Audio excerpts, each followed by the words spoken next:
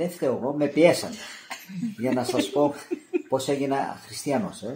Γιατί εγώ δεν ήμουν καν χριστιανός, για να μην πω ότι ήμουν και αντίχριστος. Και προς εντροπή μου σας το λέω ότι εγώ γνώρισα πρώτα το βουδισμό και μετά γνώρισα το χριστιανισμό. Όμως εφόσον με πιέσατε, προς δόξα Θεού, θα σας πω και πώς έγινα χριστιανός. Όσες φορές το σκέφτομαι αυτό, έρχεται στη μνήμη μου η Αγία Μαρία η Αιγυπτία, η οποία θα γνωρίζετε το βίο της, ότι γνώρισε τον Χριστό με έναν παράδοξο τρόπο στα Ιεροσόλυμα. Ενώ πήγε για αμαρτία, τη μάκωσε ο Χριστός εκεί. Το ίδιο μάκωμα μου έκανε και εμένα. Γιατί για πρώτη φορά όταν πήγα εγώ στα Ιεροσόλυμα, δεν πήγα για προσκύνημα, πήγα για αμαρτία. Προς εντροπή μου το λέω, αλλά προς δόξα Θεού θα σας το πω. Και εφόσον έφτασα στα Ιεροσόλυμα για αμαρτία, είπα να πάω και στο Πανάγιο Τάφο. Τυπικά.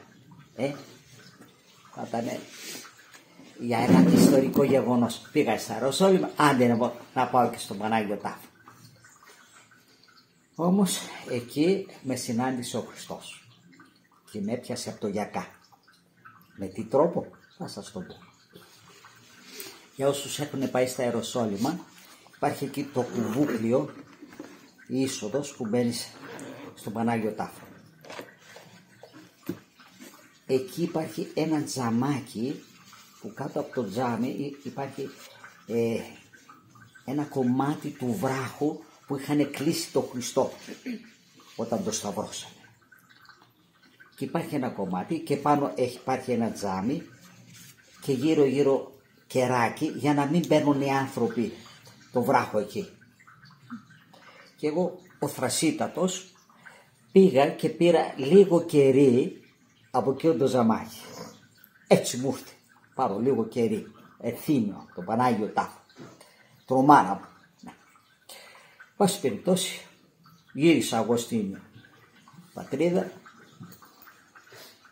Γύρισε και η άλλη στη δική της πατρίδα, γιατί δεν ήμασταν από την ίδια πατρίδα. Πάση περιπτώσει, ήρθα στο μαγαζί που διατηρούσα τότε και ενώ ήταν το κεράκι, το είχα γυμνό. Και λέω στην ανεψιά μου, δεν το βάζεις σε μια χαρτοπετσέτα να μην είναι έτσι. Και το θεωρούσα σαν σουβενίρ, έτσι, σαν εθήμιο από τα Ιεροσόλυμα. Και το έβαλα μέσα στο τσαντάκι.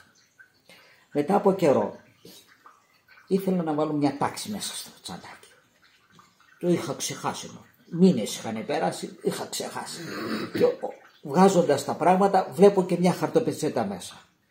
Και την ανοίγω μέσα και το κεράκι αυτό είχε γίνει 9 σπηριά σιτάρι. Σιταράκι, 9 σπηριά.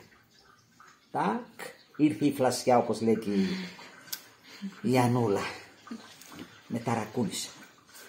Αυτό έγινε αιτία να πάω στο Άγιον Όρος να συναντήσω τον Άγιο Παΐσιο. Και εκεί ήταν τα χαστούκια που πήρα, τα πρώτα χαστούκια. Και από εκεί άρχισε η χάρις του Θεού να ενεργεί. Ο ταλέπορος εγώ πήγα στον Άγιο. Ο Άγιος μου μιλούσε για τον Χριστό και εγώ του κάνα θεωρία για τον βουδισμό. Με την ψύχωση του μιλούσα εγώ. Τέτοιο κάθαρμα. Αλλά ο Θεός με ανέχτηκε και με ανέχεται. Και δόξα τω Θεώ τώρα έχω ελπίδα σωτηρίας. Με τη χάρη του Θεού, με τη βοήθεια του Αγίου Παϊσίου και πάνω απ' όλα με την Παναγία που αναξίως την τέρετω εδώ στο μοναστήρι μου, έχω ελπίδα σωτηρίας. Εύχομαι και εσείς που μου ακούτε αυτή τη στιγμή και εσείς που βρίσκεστε αυτή τη στιγμή στο μοναστήρι μας, να βρεθούμε όλοι μαζί εν ημέρα κρίσεως στη Δευτέρα Παρουσία στον Παράδεισο. Κανένας απ' έξω. Όλοι μαζί στον Παράδεισο. Και θα παρακαλέσω στην Παναγία, αν βρω παρησία στο Θεό και δεν σας βρω εκεί στον Παράδεισο, αλίμονό σας. Θα γυρίσω και θα σας πιάσω από τα μαλλιά, γι' αυτό μην τα κόβετε, γιατί δεν το θέλει ο Θεός. να σας πάω όλους μας στον παράδεισο. Σας εύχομαι λοιπόν, εύχομαι με τη χάρη της Παναγίας, με τις πρεσβείες του Αγίου Παϊσίου και όλων των Αγίων, να βρεθούμε στη Βασιλεία των Ουρανών, για την οποία είμαστε προορισμένοι. Γι' αυτό μας δημιούργησε ο Θεός, για να ετοιμαστούμε εν πλήρη ελευθερία να πάμε στον παράδεισο. Καλό παράδεισο λοιπόν. Να είστε ευλογημένοι. Να είστε ευλογημένοι. Γέροντα, σας φανερώθηκε ποτέ γιατί 9 σπηριά σιτάρι? Τι σήμαινε αυτό? Γιατί έγινε 9 σπηριά και δεν ήταν 8 ή 11 ή 10, Οτιδήποτε, ήταν σιτάρι. Τα 9 είναι 9 καρποί του Πνεύματος του Αγίου. Το 9 είναι 9 τάγματα των αγγέλων. Δεν ήταν καθόλου τυχαία που είναι 9. Και παρόλο ότι περάσανε 30 χρόνια, ευωδιάζουνε. Τα έχω εκεί σαν κοιμήλιο εκεί.